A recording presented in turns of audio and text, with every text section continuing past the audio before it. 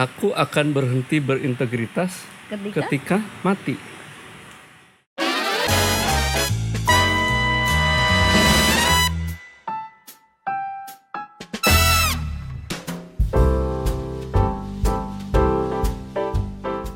Selamat datang di Safe Corner. Hari ini spesial, kita akan bertemu dengan tuan rumahnya langsung dari acara Safe Corner ini. Nah, siapakah dia? Selamat sore Pak Wawan. Selamat sore Mbak Bia. Sehat. Alhamdulillah sehat ya Pak. Siap. Sehat. Pak Wawan, boleh dong Pak diceritain kenapa sih program Safe Corner ini harus ada? Kenapa ya harus ada gitu kan? Iya. Jadi gini, tahun ini memang tahun pertama kedeputian kita muncul. Betul. Dia bidang pendidikan dan peran serta masyarakat. Dua yang ditembak oleh kita, yang ditarget kita ini adalah masyarakat umum. Yang kedua adalah penyelenggara negara. Jadi dikhususkan penyelenggara negara. Nah kemudian tahun ini kita punya program namanya Paku Integritas. Ya. Dibikin paku, sama saya bukan suntik gitu kan ya ini. Apa itu Pak Paku Integritas Pak? Paku itu selain secara filosofi paku itu kan kuat gitu kan daripada itu vaksin suntik kayak gitu cuman kerasa gitu. Paku itu nancep gitu kan, ditancapkan di dada gini gitu. Paku juga singkatan sebenarnya ya. Penguatan anti korupsi untuk penyelenggara negara berintegritas. Iya Pak. Jadi PN ini yang disebut dengan penyelenggara negara itu kan kalau di pusat dulu presiden, wakil presiden, menteri, wakil menteri, dirjen, irjen dan seterusnya. Nah kita undang kegiatan Paku ini ada dua. Yang pertama adalah pembekalan anti korupsi atau yang kita sebut dengan executive briefing, Pak Menteri, Wakil Menteri, Dirjen, Irjen, Sekjen dan pasangannya, gitu kan. Karena hasil kajian KPK juga melihat bahwa pencegahan korupsi berbasis keluarga ini ternyata efektif. Keluarga itu yang paling terkecil yang bisa mengendalikan seseorang yang ada menjadi anggota keluarga. Apakah dia akan melakukan korupsi dalam hal ini dan tidak melakukan korupsi itu tergantung dari keluarga. Nah, kemudian para eksekutif tuh hadir ke KPK gitu misalnya ini. Kemudian tadi ada beberapa teman yang mengusulkan gitu kan ya. Pak, sayang nih para pemimpin gitu lah ya, para chief gitu kan, para pimpinan yang top manajemen di masing-masing kementerian dan lembaga ini sudah kita ajak hadir ke sini. Kemudian kenapa nggak kita manfaatkan untuk mendapatkan pandangan dari mereka, gitu kan ya, pandangan dari mereka terkait dengan masalah kepemimpinan dan integritas ini. Oleh sebab itu, saya bilang ya kayak apa, gitu kan, bentuknya kayak apa. Sebab kalau cuman testimoni kayak gitu aja, kadang-kadang hanya sekedar normatif aja. Kalau kita tanya bagus gitu kan ya, Bu bagaimana pekerjaan atau program KPK ini? Ya karena ditanyanya juga di KPK gitu kan ya pasti ngomongnya bagus pasti gitu kan. Standar ya Pak jadinya. Saya nggak mau kalau cuman kayak gitu. Nanti kita seolah-olah mendapatkan pujian padahal mungkin di belakang kurang bagus. Nah, oleh sebab itu mungkin saya nggak tahu bentuknya kayak apa gitu kan ya untuk mendapatkan sesuatu dari mereka yang betul-betul keluar dari hati nurani mereka, khususnya yang terkait dengan masalah kepemimpinan dan integritas, dua hal ini.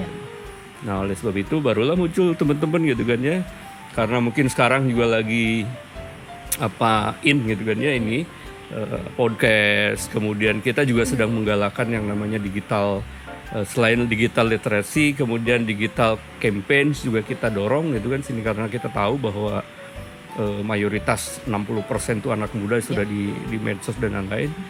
Ya di Direktorat Sosialisasi dan Kampanye inilah yang satu-satunya yang kita harapkan bisa membangun tadi nilai-nilai integritas di masyarakat dan penyelenggara negara gitu sih. Oleh sebab itu ya terakhir kita diskusi ya saya setujui. Ya, silakan aja gitu kan ya ini. Sambil saya juga pengen tahu. Coba lihat dulu 1-2 kayak apa gitu kan. Jangan sampai udah produksi banyak-banyak terus ujungnya saya nggak setuju. Buat apa nanti kan? Iya, gitu kan sayang gitu. Makanya saya bilang coba bikin 1-2 biji, kasih tahu saya kayak apa. Nanti kalau memang bagus, ya kita teruskan. Kalau nggak bagus, ya kita berhentikan gitu kan. Situ, ya. Kita evaluasi lagi, kita harus dievaluasi, lagi, dievaluasi. Apalagi ini kan program kita baru-baru semua nih. kedeputiannya baru, orangnya baru, ya mungkin orang-orang yang lama, saya yang baru gitu kan ya terjun di sini, ya saya juga belajar banyak ke teman-teman gitu kan. Makanya ide-ide dari teman-teman itu yang kira-kira bagus, ya kenapa nggak dicoba gitu. Iya. Kira-kira seperti itulah ini. Ya, dengan menginterview para penyelenggara negara dengan isu integritas gitu, sebenarnya apa yang ingin diperlihatkan dari program ini? Mengapa kita harus menginterview penyelenggara negara? Satu, pemimpin itu kan harusnya yang orang yang nomor satu di sebuah instansi ya, atau di satu satuan kerja lah ya. Kalau di satuan kerja direktorat ya para direktur lah gitu kan ya. Kalau kedeputian saya deputi, kalau di mereka mungkin dirjen, irjen dan menteri dan lain-lain. Dan kita ingin lihat bagaimana pandangan mereka terkait dengan kepemimpinan, tapi tidak hanya kepemimpinan, tapi masalah integritas gitu kan sini. Karena tadi mereka itu rawan gitu kan ya. Mereka bisa sebagai decision maker, sebagai pembuat regulasi, itu sangat berperan. Apapun yang dia omongkan, apapun yang dia tulis, ya itu yang akan dikerjakan. Nah sehingga kalaupun dia membuat sebuah regulasi yang korup gitu kan ya, itu ya dia juga yang melakukan kan gitu kan ya. Oleh sebab itu karena dia orang pertama di situ, maka kita harapkan kita ingin tahu pendapat mereka tentang kepemimpinan dan integritas. Yang kedua adalah saya bilang ke teman-teman juga jangan asal ngambil orang, saya bilang kan gitu kan, karena isu integritas ini agak sensitif gitu kan ya ini. Isu korupsi itu agak sensitif. Karena apa? Karena siapa sih yang jamin orang tidak korupsi? Gitu kan ya ini. Gak ada yang jamin. Bahkan kalau kita lihat sekarang yang masuk persidangan tuh, itu orang itu dapat penghargaan anti korupsi award tuh udah berapa kali gitu kan. Artinya nggak ada jaminan orang dapat penghargaan anti korupsi pun tidak korupsi. Satu kesempatan hatinya integritasnya turun, korupsi juga kan gitu. Dan saya yakin bukan hanya satu, semua mungkin banyak, cuman belum bisa tangkap atau belum bisa dibuktikan aja kan gitu sini. Artinya itu, jadi jangan sembarangan. Nah, kemudian yang kedua, saya ingin yang ngomongin integritas itu jangan cuma KPK gitu. Betul. Jadi saya pengen banyak orang ngomong anti korupsi, banyak ngomongin integritas gitu kan ya. Jangan hanya KPK saja. Sehingga nilai-nilai anti korupsi itu bukan milik KPK, tapi milik bangsa ini. Gitu. Jadi yang ngomong bukan hanya Wawan lagi. Mafia lagi, tapi kalau orang yang ngomongnya banyak gitu kan, si ini ngomong anti korupsi, si ini ngomong integritas juga, si ibu itu ngomong integritas juga. Kalau semua orang ngomong integritas, artinya anti korupsi bukan milik KPK, tapi milik semua. Dan itu memang menjadi satu keniscayaan bagi mereka untuk melakukan tadi, menjaga integritas tadi, kejujuran minimal gitu.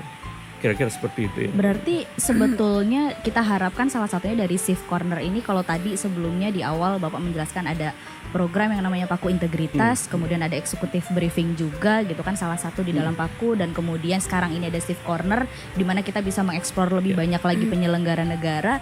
Kalau saya melihatnya betul nggak ya, mohon dikoreksi Pak, apakah ini juga menjadi salah satu bentuk kontrol sosial yang nantinya ketika podcast ini ditayangkan ke masyarakat juga bisa menilai, dia sudah mengikuti eksekutif briefing, dia sudah tampil di podcast berbicara mengenai integritas dan juga kejujuran, kepemimpinan dan sebagainya. Kalau suatu saat dia korupsi, nggak konsisten nih orang nih, berarti dia nggak bisa memegang omongannya nih. Apakah ini juga menjadi salah satu bentuk kita untuk bisa sama-sama melakukan kontrol sosial? Dia menandatangani fakta integritas secara tidak langsung dengan gitu dia kan? duduk di secara voice nih. Dia duduk Kan di biasanya Chief Corner. nulis aja ya. Saya bersedia. Kalau ini ngomong kayak gini. Sebenarnya dua hal yang bisa kita tangkap. Yang pertama tadi betul Mbak Fia. Jadi masyarakat bisa lihat bahwa orang ini udah ngomongin masalah integritas gitu kan ya. Tapi suatu saat gitu kan ya, ini berarti ini satu dari pihak ini. Yang kedua, saya berharap sebetulnya orangnya sendiri juga menjadi kontrol diri. Malu. Saya udah pernah ngomong kayak gini gitu kan di depan Chief Cornernya KPK gitu kan ya. Jadi pada saat dia ingin melakukan, masa sih saya harus melakukan ini gitu kan. Koreksi diri keluar gitu, kontrol diri keluar gitu. Nah harapannya sih jangan sampai keluar yang Mbak Fia tadi. Tapi saya berharap yang saya ini gitu kan ya. Artinya para penyelenggara negara itu ikut dalam program ini adalah fakta integritas secara voice gitu kan ya. Ini kan biasanya tanda tangan ini. Sekarang saya sudah deklarasi nih. Secara tidak langsung gitu, Bahwa mereka saya menyampaikan. ini berusaha untuk menjaga integritas saya di dalam melaksanakan tugas dan wewenang saya gitu, sehingga kalau suatu saat dia akan melakukan itu, atau kan kalau korupsi itu bisa jadi karena timbul dari dirinya sendiri atau mungkin pressure tadi itu kan Dari ya, luar, atau intervensi bahkan ada dari luar, kesempatan gitu ya Pak ya. ada kesempatan dan lain-lain. Mudah-mudahan gitu kan itu upaya yang kita lakukan untuk menjaga mereka sebetulnya supaya mereka tidak terlibat di dalam tindak pidana korupsi. Salah satu upayanya adalah seperti ini. Tapi jangan dianggap trap ya, jangan dianggap Betul, jebakan. betul. Bukan, ini bukan jebakan. Justru kita juga kan pasti minta bersedia nggak Pak?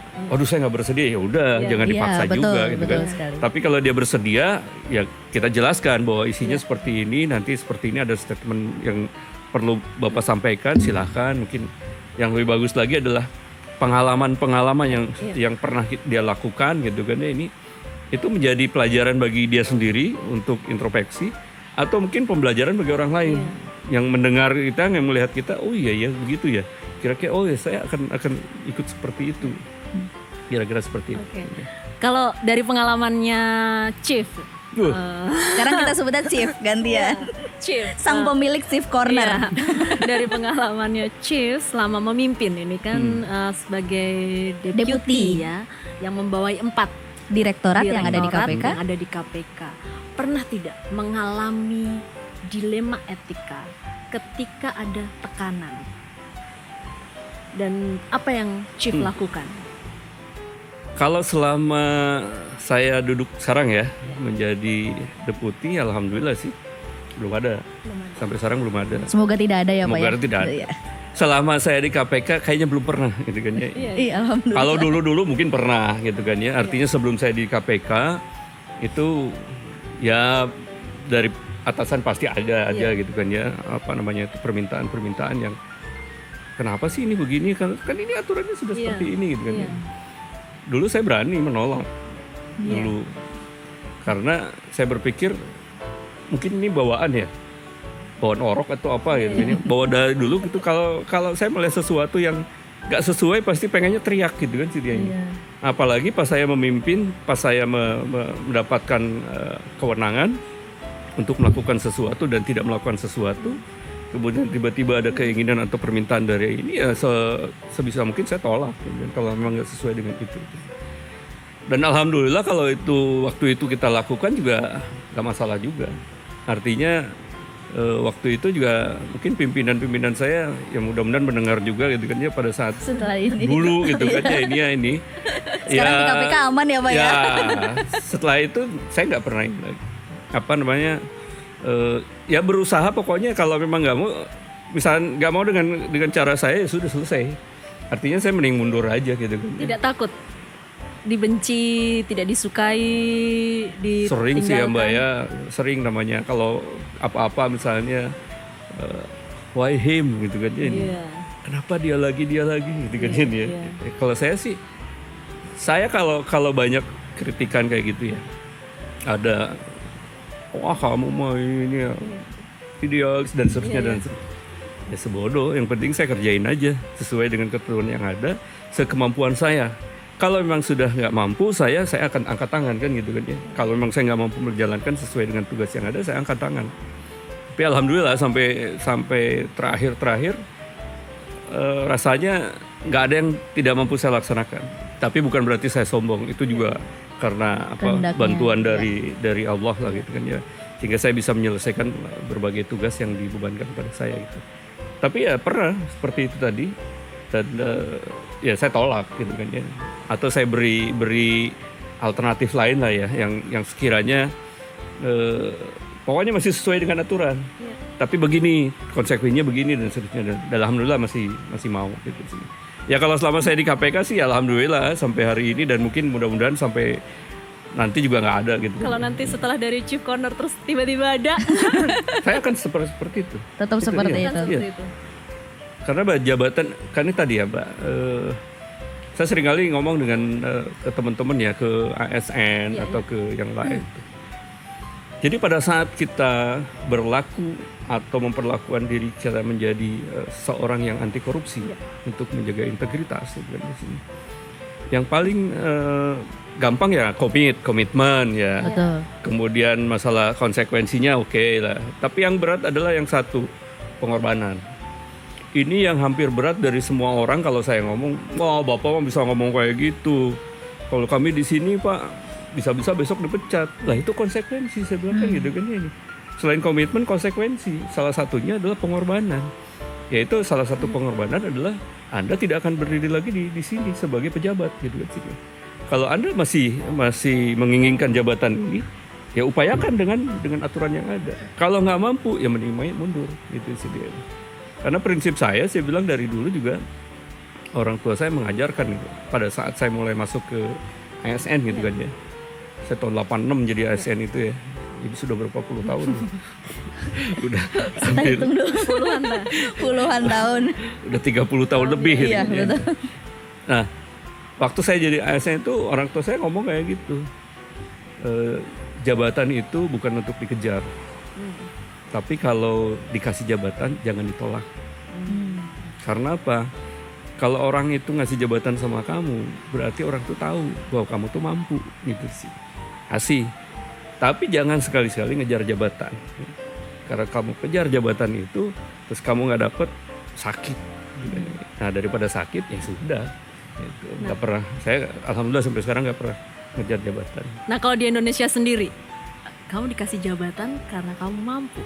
Tapi kita melihat bahwa banyak pemimpin yang tidak punya semangat jiwa kepemimpinan. Jadi sebenarnya dia diberi jabatan karena bukan karena dia mampu. Mampu servis atasannya kali ya, gitu kan ya. Dia mampu untuk menservis atasannya. Kompetensinya nggak ada, gitu kan ya. Dari kompetensi mungkin nggak ada. Kemudian kan banyak itu. Kalau kita lihat ya di daerah-daerah, saya nggak akan nyebut daerahnya gitu kan. Ada ya Pak. Begitu penggantian kepemimpinan di daerah, gitu kan ya, jadi kepala daerah, gitu sih. Itu kan langsung dibubarin semua. Ada yang guru jadi kepala dinas kesehatan. Ada yang dulunya camat jadi kepala dinas pendidikan, yang backgroundnya nggak ada gitu kan sini. Kemudian karena semata-mata mereka tim sukses gitu kan ya ini. Jadi sebagai upaya balas budi diberi jabatan-jabatan tertentu. Tapi nggak gratis juga itu. Dia duduk di jabatan itu bukan karena kompetensi dia, bukan karena kapabilitas dia.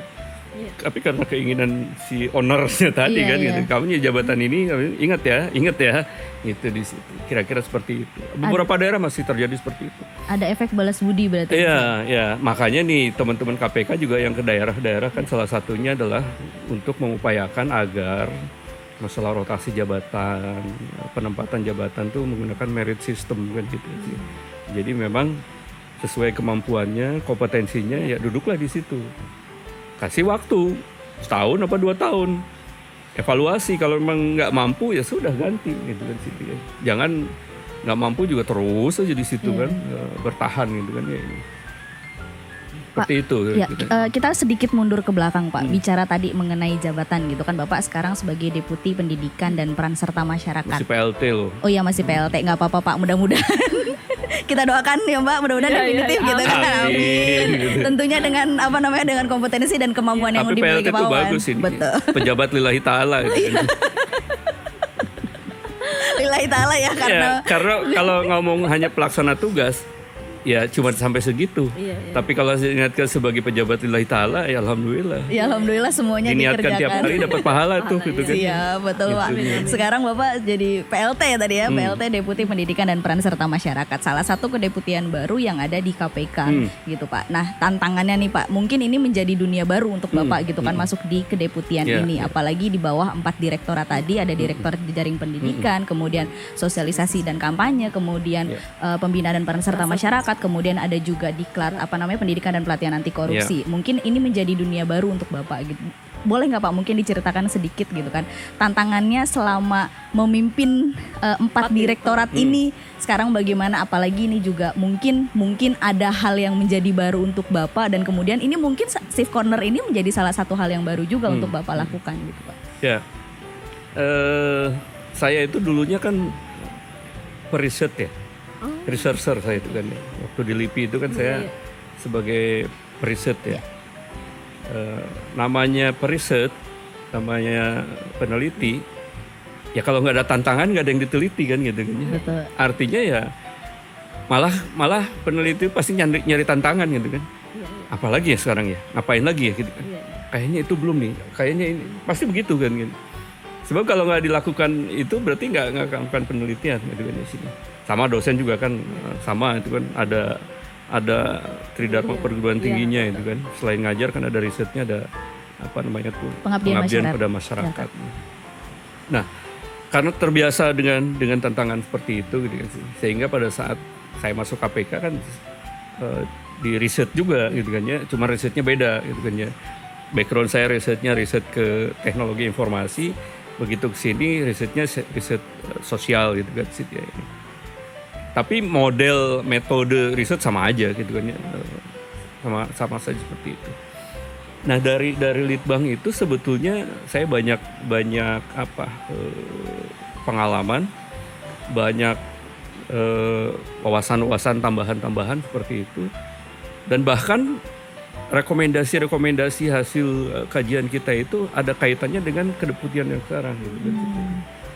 Sehingga manakala saya diminta untuk duduk di sini, saya tanya kan, kenapa ya saya di sini ya, bilang kan itu ya. Terus diskusi dengan beberapa teman, oh iya kan kamu ini kan hasilnya kemarin ini, oh iya. Jadi pembawaan dari kemarin itu saya bawa ke tempat di sini gitu kan ya, ke deputi di sini. Walaupun sekali lagi kedeputian ini betul-betul saya nggak pernah tuh di Kianmas gitu kan ya ini. Yang dulu semangat pagi kita nggak pernah ada tuh di Litbang serius gitu kan. Kalau rapat tuh serius gitu kan.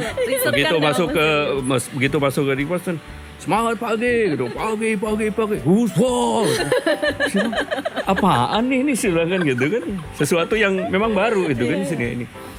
Tapi saya tadi dari background tadi kan, beberapa kajian saya ada yang memang ini harusnya ditindaklanjuti oleh teman-teman dulu di Kianmas gitu kan ya. Dan sudah dideliver juga dari dulu kan. Sehingga beberapa itu saya bawa lagi kan gitu. Oh begini, sambil saya juga belajar ke teman-teman yang sudah lama di Kianmas, kalau sekarang jadi kedeputian gitu. Ada Soskam, ada Jardik dan lain-lain gitu sih. Tadi background saya satu di situ ya, sebagai periset tadi. Jadi kemudian beberapa wawasan pengalaman dari teman-teman di luar tadi masuk ke saya juga. Kemudian saya deliver ke teman-teman di sini, saya tunggu feedbacknya kayak apa gitu kan. Ya, alhamdulillah gitu kan. Jadi gini, kalau ditanya Pak Wawan idenya, saya tuh nggak punya ide gitu kan. Saya itu cuma ngomong aja sama teman-teman, justru yang mengembangkan tuh teman-teman gitu kan ya. Nanti balik lagi ke saya kan, Pak kalau gini gimana? Oke, kalau gini, tapi coba ini diskusinya seperti itu aja. Supaya apa? Supaya saya tidak merasa memiliki. Jadi miliknya milik semua gitu kan. Kayak misalkan program yang baru ya, Paku Integritas gitu kan ya. Walaupun mungkin idenya selewat kayak gitu aja, ini di PN mau diapain nih gitu kan ya. Soalnya kita targetnya supaya kita mengawal mereka supaya tidak korupsi, gimana caranya kan gitu. Iya betul. Nah pengalaman saya misalkan gitu kan ya, kenapa PN saya lakukan seperti itu? Ya tadi latar belakangnya saya bilang ke pimpinan begini kan, Pak saya itu berapa kali sosialisasi ke kementerian ya atau ke lembaga gitu. Saya bawa pimpinan KPK misalnya dia sih. Pada saat pembukaan lengkap tuh semua tuh, menteri, wakil menteri, dirjen semua lengkap gitu kan, sampai eselon 4 tuh hadir lengkap. Begitu pembukaan pimpinan KPK selesai, keluar, menterinya ikut keluar. Giliran saya nanti satu-satu keluar juga gitu kan. Saya ngomongin siapa ini kan? Saya ngomongin eselon 3, eselon 4 buat apa? Yang saya datang ke sini tuh saya tuh mau ngomongin teman-teman di eselon 1 karena yang saya berkepentingan pada mereka kan gitu sih. Wah nggak efektif nih kalau kayak gini. Ini pengalaman kayak gitu ya. Terus akhirnya ngobrol sama teman-teman kan. Ya gimana kita undang ke sini aja. modelnya kayak apa, pikirin aja, bilang kan gimana caranya gitu kan. Ya mereka yang berembukan, teman-teman balik lagi ke saya, Pak kalau gini gimana, oke bagus, kita coba aja. Nanti beberapa episode atau beberapa sesi kita evaluasi seperti apa. Dan terbukti ya, satu evaluasi lagi, dua evaluasi, terus kita evaluasi. Dan maksudnya untuk kebaikan semua dan untuk perbaikan-perbaikan yang lebih baik gitu kan. Beberapa ide-ide dari teman-teman ya monggo aja dikeluarkan gitu kan. Justru dengan evaluasi bareng kayak gitu, terus siapapun juga boleh ngomong, nggak usah direktur aja yang ngomong, fungsional juga boleh ngomong, bahkan admin juga boleh ngomong.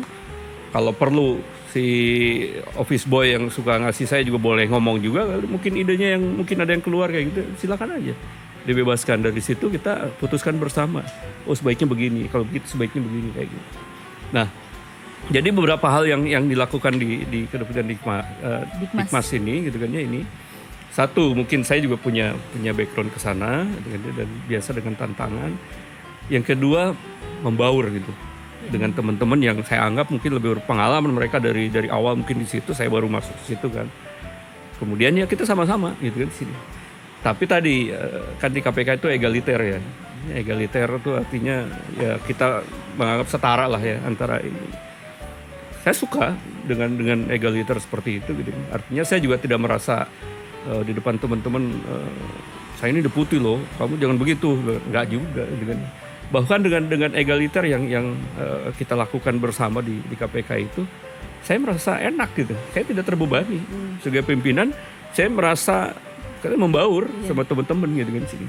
Tapi kan teman-teman juga tahu kapan saatnya saya sebagai deputi, kapan saya itu sebagai teman dan lain-lain. Ya kira-kira seperti itu.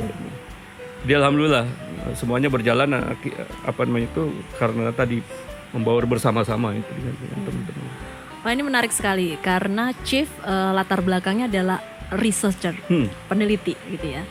Nah, yang ingin ditanyakan di kedeputian Bapak kan membawahi 2 direktorat pendidikan dan diklat. Ya.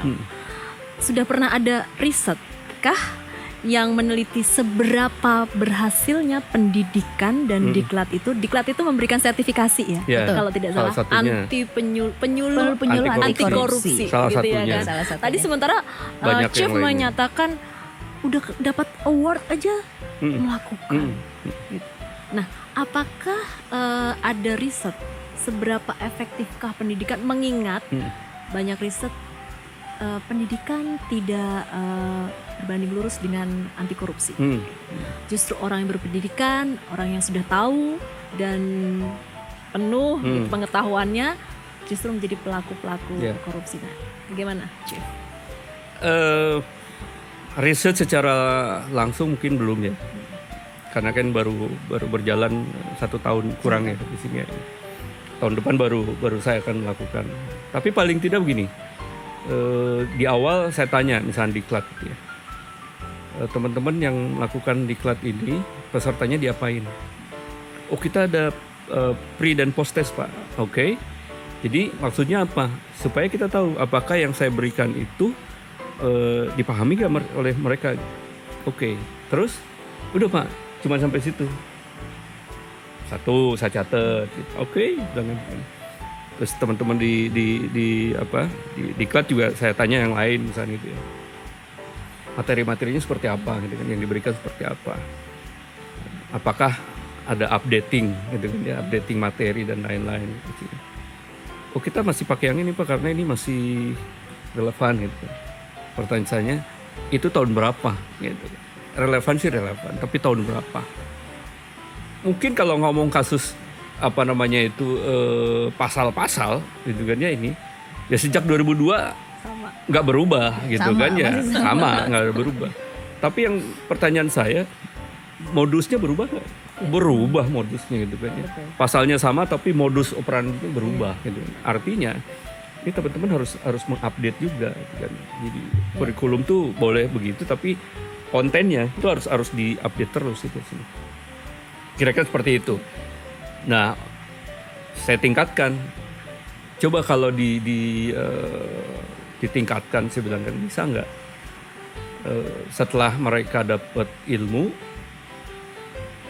kita Pengen tahu nggak kira-kira ilmu itu diterapkan nggak? Kalau di Kirkpatrick ya, levelnya itu kan ada sampai level 4 ya.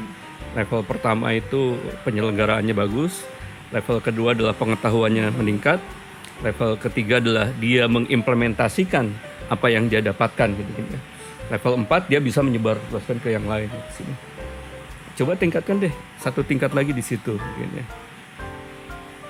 Pasti berat gitu kan sih. Tapi itu harus dilakukan supaya nggak sia-sia tadi saya bilang kan gitu kan. Jangan sampai kita ngasih pengetahuan ya bagus, meningkatkan pengetahuan bagus, tapi pelaksanaannya seperti apa? Nah justru kita ingin namanya diklat, pendidikan dan pelatihan gitu kan ya. Habis diklat dia meningkat pengetahuannya karena penyelenggaranya bagus gitu kan ya.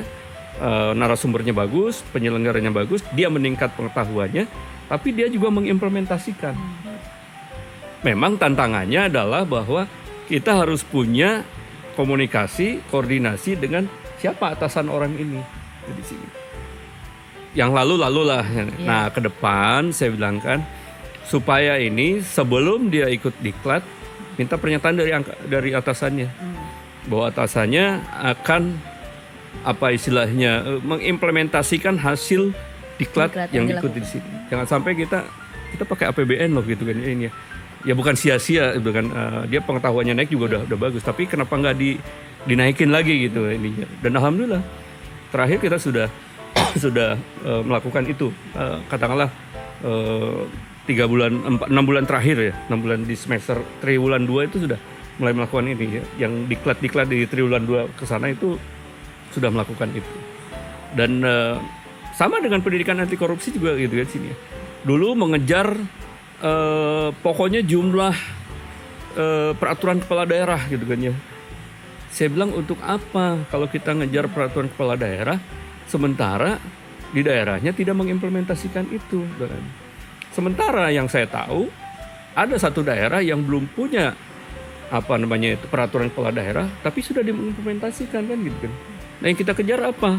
Implementasinya atau peraturannya. Kalau kita cuma ngejar peraturannya ya saya sih bikin surat kita kejar satu-satu. Saya kumpulin gubernur dengan bupati, saya ngomongin satu-satu, seminggu juga kelar, bilang gitu. Tapi yang penting adalah terus apa? Kalau sudah keluar itu bagaimana teman-teman mau nggak gitu kan? Berarti kita perlu juga nih menyiapkan bagaimana orang-orang sekolah-sekolah ini mau mengimplementasikan. Jadi kan teman-teman nyiapin orang tuh, dirinya sendiri dan mungkin beberapa teman-teman untuk bagaimana membuat pedomannya gitu kan ya ke teman-teman di sana itu kalau sudah ada ini bisa seperti ini. Kalau belum ada peraturan daerah boleh dong manggil peraturan yang di atasnya lagi gitu kan ya untuk menginsert atau membuat mata pelajaran, mata kuliah apapun juga namanya itu sih. Alhamdulillah seperti itu juga pesat peningkatan dari jumlah implementasi maupun peraturan kepala daerahnya juga banyak juga gitu kan. Kemarin saya dengar dari 354 sudah 311 yang sudah bikin peraturan kepala daerah. Artinya dua pihak itu yang satu nggak usah nunggu peraturan tetap bisa jalan gitu kan. Yang satu yang sudah ada peraturan juga itu diimplementasikan. Kayak gitu kira-kira yang diupayakan. Jadi riset secara langsung belum mungkin ya. Ini, tapi dari upaya-upaya yang didapatkan dari pengalaman-pengalaman tadi. Nah, khusus kalau riset ini kan kita punya hasil riset orang lain ya, kajian-kajian orang lain. Contohnya misalkan BPS itu mengeluarkan IPAK, Indeks Perilaku Anti Korupsi, yang setiap tahun dia buat. Kemudian kita minta ke BPS, bahkan BPS diminta untuk paparan khusus kepada saya dan teman-teman gitu kan. Kayak apa sih gitu kan ini ya. Dari situ kan kita dapat, oh ternyata dari hasil survei mereka itu yang harus nilai IPAK-nya, indeks perilaku anti korupsi orang kota itu lebih tinggi dibandingkan orang desa. Dan itu kemarin gitu. Kemudian kalau dari katakanlah pemahaman ya, persepsi yang pendidikannya SMA ke bawah itu nilainya masih rendah dibandingkan dengan perguruan tinggi dan lain-lain gitu. Dari dua itu aja apa saya bilang ke teman-teman. Ini coba lihat dari sini. Ini hasil riset orang lain yang bisa kita gunakan. Apa? Artinya kita harus melakukan sosialisasi dan kampanye itu diperbanyak ke desa, gitu kan? Karena nilai desa masih rendah dibandingkan di kota. Bukan berarti sosialisasi dan kampanye di kota selesai, enggak, tetap dijalankan, tapi kita prioritas ke desa. Saya bilang, gimana Pak, orang kita cuma 7 orang gitu kan? Ya, saya bilang, kerja cerdas dong, saya bilang kan gitu kan. Ini siapa yang punya desa? BUMN punya, perusahaan-perusahaan yang sampai desa. Kemendagri punya sampai desa. Manfaatkan mereka. Dalam tanda kutip memanfaatkan kepemilikan mereka, kewenangan mereka, kita titipkan tuh bahan-bahan kita, sosialisasi kita, kampanye kita kepada kementerian-kementerian terkait. Kerjasama makanya dengan BUMN kan gitu kan, bikin kampanye bersama yang akan disebarkan secara masif ke desa-desa. Kemendagri bikin kampanye untuk PTSP misalnya gitu kan, lewat Kemendagri. Kan kita nggak usah capek-capek sampai ke 75.000 desa. Gimana kapan selesainya, kita sampai pensiun juga nggak selesai itu kalau keliling desa kayak gitu kan. Nah, upaya-upaya gitu. Jadi riset langsung sih tidak gitu kan ya. Tapi kita coba menggunakan hasil-hasil riset yang didapatkan oleh teman-teman. Di bawah SMA misalnya nih nilainya masih kurang.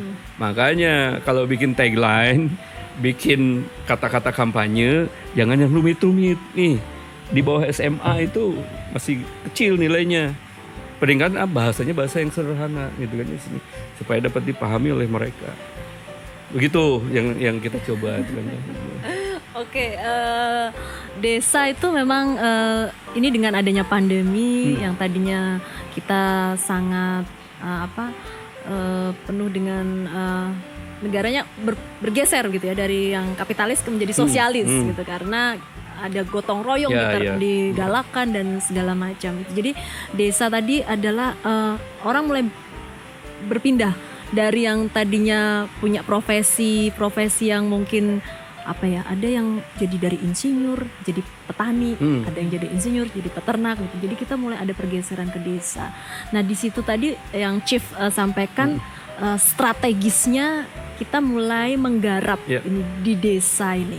Nah, tetapi bagaimana ini menjadi gerakannya itu tidak terpisah, tapi menjadi gerakan masif, yang kemudian gitu ya? Masif dan bersinergi. Itu strateginya apa? Mungkin bisa disampaikan.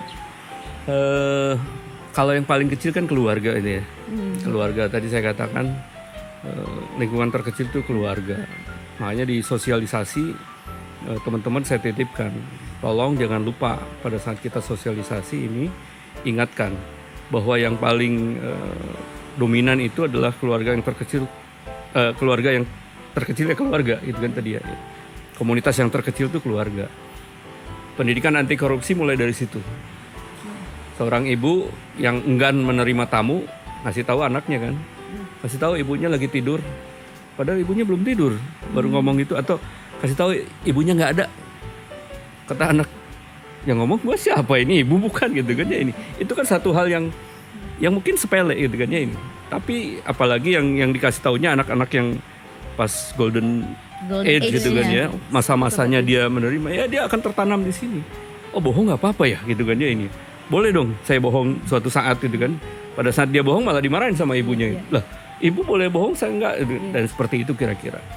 Saya juga titip teman-teman nih, ibu, bapak-bapak, saya bilang kalau di sosialisasi ya, kalau bapak-bapak pulang ke rumah bawa uang, kemudian dikasih ke istrinya, coba lihat istrinya kayak apa. Kalau istrinya saya bilang langsung nerima, langsung hitung, kok cuma segini pak, gitu kan ya ini ya. Saya sarankan, sambil bercanda itu, saya sarankan cari istri yang lain. Wow, protes ibu-ibunya protes. Lah iyalah bu, sebelah kan. Ibu nggak nanya dulu bapak ini duit apa, tiba-tiba kok cuma segini pak, sebelah kan. Nggak boleh begitu. Artinya kalau ibu selalu menerima uang, selalu berpikir seperti itu, jumlah dan jumlah, stres tuh suami, sebelah kan. Gimana lagi gua nyari duit itu kan. Akhirnya apa? Korupsi juga kan. Ya mulai dari korupsi kecil-kecilan dan seterusnya dan seterusnya. Jadi keluarga seperti itu. Kalau keluarga sudah mulai bagus gitu kan ya, dengan nilai-nilai anti korupsi dan integritas tadi, maka ini akan berkembang menjadi komunitas yang satu RT gitu kan ya, satu dusun, satu RT, satu RW dan satu desa dan seterusnya. Nah, tahun ini kita punya program juga bagaimana supaya tadi peran masyarakat itu bukan hanya pada diri sendiri. Keluarga oke, gitu kan ya, menjaga integritas di keluarga. Tapi antara keluarga satu dengan keluarga yang lainnya gimana? Satu RT gimana? Satu RW gimana? Gitu kan. Semua harus punya peran gitu. Nah tahun ini kita punya satu piloting lah gitu kan ya. Ini tadi mungkin disinggung oleh pimpinan juga bahwa kita coba bekerja sama dengan Kemendesa, Kemendagri, Kemenq gitu kan ya ini ya, dengan kami, kemudian dengan para akademisi dan lain-lain untuk sepakat membuat satu pedoman kalau desa anti korupsi itu kayak apa sih gitu kan ya ini. Dan yang lebih penting lagi bagi saya adalah bahwa peran serta masyarakat di situ harus kelihatan, terlibat. Bahwa masyarakat sudah ngeh dan dia ingin bergerak, bukan hanya saya sendiri yang ingin integritas. Tapi saya juga ingin kawan saya berintegritas. Saya ingin tetangga saya juga berintegritas. Itu menyebarluaskan seperti itu dalam satu komunitas. Akhirnya terbentuklah satu pedoman yang dengan disepakati bersama. Kemudian kita uji coba beberapa desa gitu kan ya melalui pedoman itu. Bagaimana mengelola keuangannya dari mulai perencanaan, apakah perencanaannya melibatkan masyarakat tidak, pelaksanaannya melibatkan masyarakat tidak. Kemudian pada saat selesai juga pengawasannya melibatkan masyarakat juga. Jadi masyarakat terlibat di dalam pengelolaan, perencanaan maupun pengawasan di desa tersebut.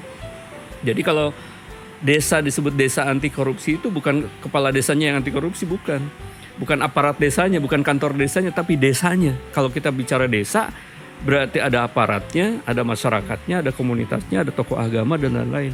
Nah itu kita nilai semua di sini. Kalau itu bagus, maka kita kasih ya semacam penghargaan bahwa ini adalah masuk kategori desa anti korupsi kayak gitu. Nah kalau ini tahun ini kita uji cobakan, kalau ini berhasil dan mudah-mudahan saya dapat laporan dari teman-teman di lapangan cukup berhasil gitu kan ya di sini. Ini tahun depan kita akan replikasi. Ya paling tidak setiap provinsi ada satu desa yang menjadi unggulan lah gitu kan, unggulan desa anti korupsi, di mana sekali lagi kita ingin desa, bukan kepala desanya, bukan aparat desanya, bukan kantor desanya, tapi desa. Semua terlibat di situ. Dari mulai rumah tangga, komunitas perempuannya, kemudian tokoh agama, tokoh masyarakat, semuanya terlibat di situ, termasuk Karang Tarunanya dan lain-lain.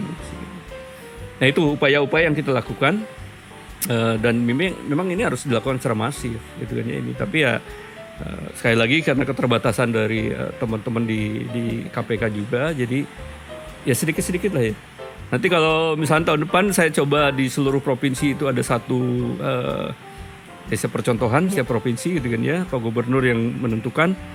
Coba yang ini, misalnya ada 3 kita kategori, coba ini kan nanti muncul harapannya nanti yang lain ngikutin gitu kan di situ ya. Dan kalau perlu dilombakan kita lombakan aja nanti gitu kan ya, biar ada semangat untuk membangun desanya menjadi desa yang anti korupsi di sini. Iya. Ini menarik Pak sebenarnya kalau kita bicara tentang desa anti korupsi itu, karena pasti akan ada banyak komponen yang perlu kita lihat bagaimana yang bisa mengindikasikan oh ini adalah salah satu desa percontohan desa anti korupsi tadi Pak. Kemudian kalau kita bicara yang namanya masyarakat di desa, mungkin kita nggak bisa nggak bisa mengcompare dengan masyarakat yang di kota. Mungkin masyarakat di kota itu kan sudah banyak mengenal teknologi, mereka bisa banyak menerima informasi. Mungkin yang teman-teman yang di desa lebih banyak mendengar dari mulut ke mulut gitu kan tentang informasi-informasi yang ada yang bisa mereka terima dan kemudian mereka serap. Dan tapi tidak banyak juga yang mungkin dari masyarakat juga masih reluctant sebenarnya, atau masih belum bisa apa sih sebenarnya yang mau dituju dari desa anti korupsi ini. Nah, kemudian mungkin Bapak menerima informasi dari teman-teman di lapangan terkait dengan desa anti korupsi. Bagaimana sih sebenarnya ketika masih ada masyarakat di desa tersebut yang ketika ingin kita menjadikan mereka adalah desa percontohan gitu kan, masih ada juga nih masyarakat yang nggak setuju atau masih belum mau berpartisipasi secara aktif untuk menjalankan bersama program ini sebetulnya. Itu bagaimana Pak? Laporan sih belum ada ya. Laporan belum ada yang semoga belum ada. Nanti kalau ada yang resisten. Karena mungkin saya melihat begini, program ini satu yang membuat programnya KPK. Alhamdulillah KPK sampai saat ini masih dilihat oleh masyarakat, masih menjadi panutan masyarakat dan mudah-mudahan seterusnya. Tapi kita juga tidak mendominasi karena kita juga mengikut sertakan teman-teman dari Kemendesa, Kemendagri, Kemenq. Karena apa? Tiap tahun desa itu dapat uang gede loh, gitu kan ya. Rata-rata 1 miliar lebih dana desa itu kan. Nah kita bantu juga kan, gitu kan. Jangan sampai dana desa itu habis, gitu kan ya. Awal-awal dana desa kan kita tahu juga, gitu kan ya. Membangun dari pinggiran, gitu kan ya. Ini uangnya habis buat apa? Buat bikin pagar, gitu kan ya. Karena dianggapnya membangun dari pinggiran itu ya pinggir itu pagar, gitu kan. Semua bikin pagar itu apa? Habis gitu terus bikin gapura, gitu kan. Habis duitnya tapi nggak ada manfaatnya. KPK juga ikut terjun waktu itu ya lewat Korsubga dan lain-lain. Dan saya kebetulan di Korsubga juga waktu itu. Bagaimana mengadvokasi mereka dengan teman-teman Kemenq dan lain-lain agar uang yang turun itu jangan disia-siakan, gitu kan ya. Negara sudah capek nyari duit, gitu kan ya, lalu dikembalikan lagi ke desa supaya desa lebih maju.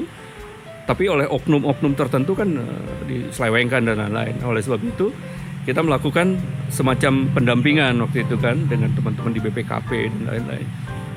Dan Mbak Fia jangan salah loh, desa itu melek, teknologi melek mereka itu. Melek ya Pak. Bahkan ya? ada Banyak. beberapa desa-desa yang jauh modern. Kalau kita sering main ke desa gitu kan ya. Ada desa-desa yang jauh lebih modern dari perkantoran yang ada di Mungkin desanya di Jawa, Pak. Jawa memang. Itu dia. Berarti kita harus keluar Jawa, Pak. Nanti makanya tahun depan saya akan coba mereplikasi ya. Yang ada di luar Jawa ya, kalau Pak, ya? itu ini mungkin gitu kan ya. Kita coba satu provinsi ada satu desa yang bisa mereplikasi kan di sini. Iya, jadi nanti risetnya itu bisa kenapa ini ada success story, kenapa ini ada yang fail. Ya, harusnya begitu. Jadi supaya ketahuan juga kan. Betul Pak. Karena semuanya tidak bisa disamaratakan juga. Indonesia kan luas gitu Betul. kan ya. Ini apa namanya itu ada yang saya ingat juga tuh ada desa yang boro-boro teknologi ya, dikasih teknologi juga ya nggak pernah dijalani juga karena ngapain pakai yang gini gitu kan ya. Kita udah biasa pakai gini ya, itu, udah Pak. biasa pakai begitu. Nah, itu jadi ya wajar juga, kita juga nggak bisa menutup mata ya, apa namanya itu ada beberapa desa-desa yang memang penetrasi internetnya juga masih jauh gitu kan sini. Di Indonesia terlalu luas, itu kan sangat luas, jadi ya kita harus sadar diri juga seperti itu. Tapi upaya-upaya tadi dilakukan replikasi tadi ya kenapa tidak kan gitu kan ya. Kita coba semuanya minimal tahun depan satu provinsi satu desa lah ya direplikasi. Nanti yang lain kan bisa ngikutin. Chief, dulu mungkin ini sudah agak lama nih beritanya, tapi ini adalah praktik baik menurut saya. Ada salah satu universitas di Jakarta yang bekerja sama dengan KPK untuk memastikan bahwa setiap lulusan dari universitas itu dijamin untuk tidak melakukan tindakan-tindakan yang koruptif dimanapun dia bekerja. Apabila terjadi, maka dia harus pada saat itu juga mengundurkan diri. Dan ternyata waktu berita itu disampaikan, justru perusahaan-perusahaan itu sangat berminat untuk meng-hire lulusan-lulusan yang dari perguruan tinggi tersebut, begitu. Nah, ini praktik baik menurut saya. Apakah itu? Tapi kemudian beritanya tidak berlanjut gitu. Ini kenapa? Apakah ada kendala, kesulitan apa? Gini, kita dorong ya perguruan tinggi untuk berinisiatif untuk menjaga integritas mahasiswanya. Memang kita juga sadar bahwa dari sekian ribu lulusan gimana caranya saya mengontrol mereka kan gitu kan, agak susah. Oleh sebab itu saya bilang waktu dia di kampus itu, walaupun sekali lagi kalau kita ngomong dengan teman-teman, mohon maaf nih teman-teman psikologis ya, ini udah tua Pak, udah terbentuk karakternya gitu ya. Tapi kan nggak salah juga kalau kita mengingatkan gitu kan ya. Mengingatkan pada mereka bahwa praktek-praktek potensi koruptif yang bisa dilakukan oleh mereka, mencontek gitu kan ya, atau datang absen tapi ada presensinya, misalnya titip absen, kemudian plagiat, kemudian banyak proposal palsu gitu. Nah, kita dorong mereka berinisiatif gimana caranya kan gitu kan. Selain pendidikan anti korupsi yang kita coba insert ke mereka dalam bentuk mata kuliah khusus ataupun dalam bentuk insersi dalam mata kuliah yang lain, ya mereka berkreasi. Ada loh gitu kan ya, dia bikin slogan di situ ya ini. Nyontek, drop out. Ada ketahuan nyontek, drop out. Bahkan ada beberapa ide yang dipampang tuh. Ketahuan nyontek, dipoto, ini dipampang tuh di kampusnya itu. Dipermalukan memang di situ ini. Jadi maksud, sialan gua gitu kan ya. Tobat dia kan. Semester depannya nggak nyontek lagi gitu kan. Karena takut juga di ini kan. Ini upaya-upaya yang mereka lakukan. Jadi selain pendidikan korupsi secara normatifnya ada, tapi pembentukan karakter itu kan lingkungan yang membentuk mereka gitu kan ya. Nah, kira-kira seperti itu. Jadi mereka membuat inisiatif. Bahkan ada yang mengusulkan kalau lulusan perguruan tinggi saya korup gitu kan ya, dan terbukti korupsi, saya cabut tuh ininya, ijazahnya. Cuman saya bilang waktu itu coba Pak baca dulu regulasinya, jangan sampai salah. Jadi nanti Bapak yang nyabut, Bapak yang ke pengadilan nanti diadukan gitu kan. Saking semangatnya boleh gitu kan, semangat boleh, tapi kita juga nggak boleh melanggar aturan. Semangat boleh, tapi selama itu dalam koridor hukum yang ada, upaya-upaya inisiatif itu ya kenapa enggak kan gitu. Ya walaupun tadi sebagian orang mengatakan udah telat Pak gitu kan ya, udah terbentuk karakternya, nggak apa-apa sih bilang kan ya ini. Sambil saya juga masuk ke sekolah menengah, sekolah dasar gitu kan, bahkan tahun depan saya masuk ke PAUD gitu kan ya isinya. Seperti yang saya kata, namanya pendidikan itu adalah dari PAUD sampai sebelum MAUD gitu kan. Pokoknya sebelum MAUD ya harus dikasih pendidikan terus kan gitu. Karena tadi nggak ada jaminan orang tidak melakukan korupsi gitu. Jadi tahun depan kita mulai nih ke PAUD gitu kan ya. Modelnya kayak apa? Saya juga nggak tahu gitu kan ya, ini pasti beda kan gitu kan sama SD sama SMP.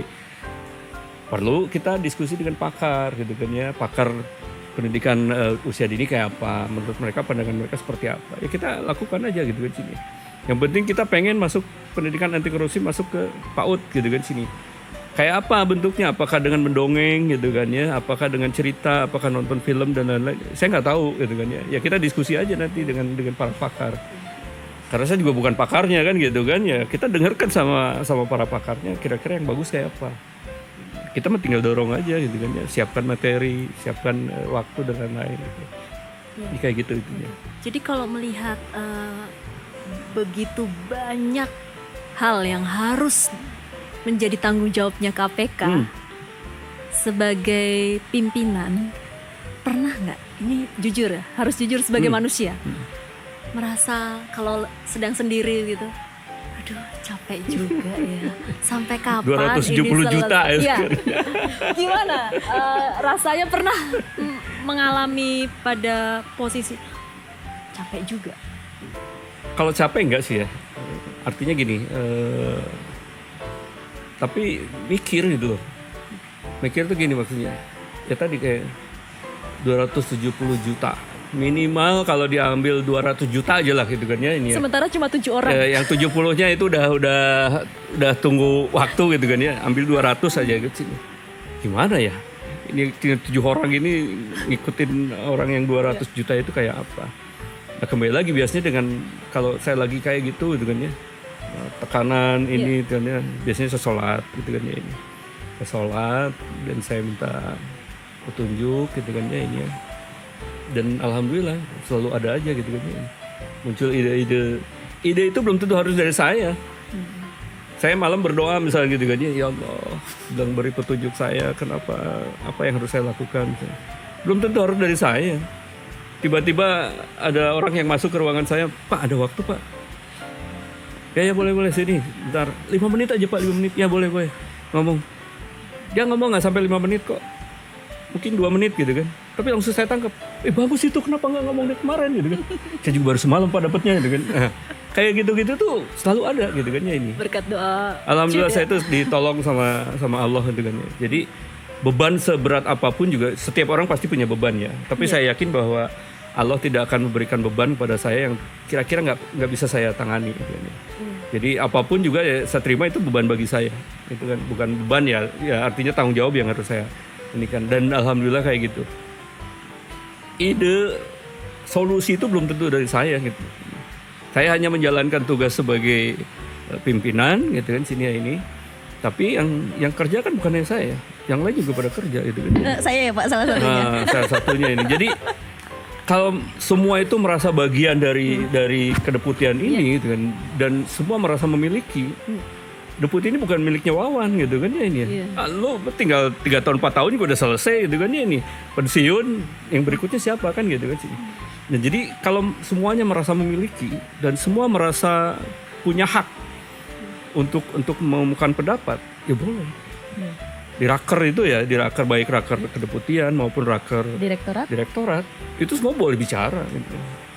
Saya bilang ke direktur, jangan sekali-sekali kamu meng-cut orang mau ngomong gitu kan. Karena siapa tahu yang kamu anggap gak ada apa-apa, tiba-tiba dia ngomong sesuatu. Bukan dia yang ngomong, cuman dia disuruh ngomong gitu kan ya ini. Kita nggak tahu kan gitu, kira-kira seperti itu. Terakhir Mbak Vita, sebelum nanti mungkin kita sebentar lagi kita akan closing gitu ya. Terakhir, kalau tadi Bapak bicara mengenai sebagai deputi, sebagai pimpinan tentunya ingin semuanya punya rasa memiliki dari setiap program atau agenda yang dijalankan oleh Kedeputian Dikmas. Dengan mungkin saat ini kalau bisa dibilang dengan jumlah personil yang terbatas gitu ya di tempat Bapak. Bagaimana sih Pak sebenarnya Bapak sebagai pimpinan gitu kan meyakinkan teman-teman di Kedeputian gitu bahwa kita tetap bisa kok menjalankan dengan walaupun kita dengan jumlah personil yang terbatas, kemudian ada begitu banyak ide yang mungkin diluncurkan oleh teman-teman gitu kan ketika bertemu Bapak, insya Allah bisa. Yuk kita jalanin bareng-bareng, akhirnya timbul rasa memiliki itu gitu Pak. Gimana sih Pak sebenarnya Bapak menyampaikan ke teman-teman, ayo kita kerjain bareng-bareng, kita lakuin bareng-bareng, ada jalan kok gitu. Gitu gimana biasanya seperti apa Pak? Yang pertama adalah kita harus mensupport diri sendiri. Jadi saya harus yakin dengan diri sendiri dulu gitu kan. Kalau saya aja udah nggak yakin, gimana yang lain kan gitu kan. Jadi saya harus meyakinkan diri sendiri bahwa saya bisa gitu kan sih. Dan saya itu kalau dengan lawan bicara saya ngobrol ini, saya akan tularkan. Mungkin dengan obrolan.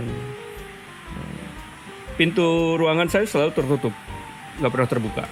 Tanya teman-teman. Dari dulu saya itu pintu saya pasti tertutup. Tapi bukan berarti tertutup. Tertutup hanya kelihatannya aja. Terbuka kapanpun juga orang mau ngomong ke ruangan saya terbuka. Itu adalah salah satu cara saya supaya kalau pintu itu selalu tertutup, orang masuk ke ruangan saya, ngomong pribadi pun gak ada yang tahu. Dan saya lebih lebih senang kalau mereka ngomong sesuatu pada saya, keluh kesah dia pribadi gitu kan ya kepada saya gitu kan, apakah sore, siang, terserah kapanpun juga. Jam kerja sekalipun juga nggak masalah. Kalau itu memang bagus untuk menyelesaikan masalah. Jangan sampai masalah pribadi dia dibawa ke kantor, akhirnya yang harusnya selesai nggak selesai gitu kan. Karena dia masih tergantung di tadi. Makanya saya bilang ke sekretaris saya, pintu saya harus selalu tertutup, tapi bukan nanti tertutup, terbuka kapanpun juga, orang mau masuk silahkan aja. Nah dengan kalau tertutup, orang mau ngomong apapun juga di ruangan saya nggak ada yang tahu kan gitu kan ya. Dianggapnya ngomongin kerjaan aja, padahal belum tentu juga kan gitu. Tapi kalau pintu itu terbuka, begitu dia mau ngomong pribadi, tutup pintunya. Nah, orang jadi tutup. Oh tutup, ada apa nih? Gitu kan. Begitu pihak keluar dari ruangan saya tertutup, kenapa pihak kamu? Pasti kan seperti itu. Kalau selalu tertutup, orang nggak tahu yang diomongin dengan saya itu apa. Dan itu bagi saya itu bagus. Komunikasi dengan mereka lebih terbuka, mereka juga dengan saya lebih terbuka, dan itu membantu sebetulnya. Membantu membuat mereka berkreasi, gitu kan ya. Ide-ide muncul, melaksanakan tanggung jawabnya dengan penuh tanpa beban yang ada di belakang mereka, karena itu sudah keluar gitu kan minimal kalau saya dengerin doang dia ngomong apapun ya saya dengar, oh gitu ya iya saya juga pernah loh kayak gitu, padahal belum tentu saya juga melakukan itu.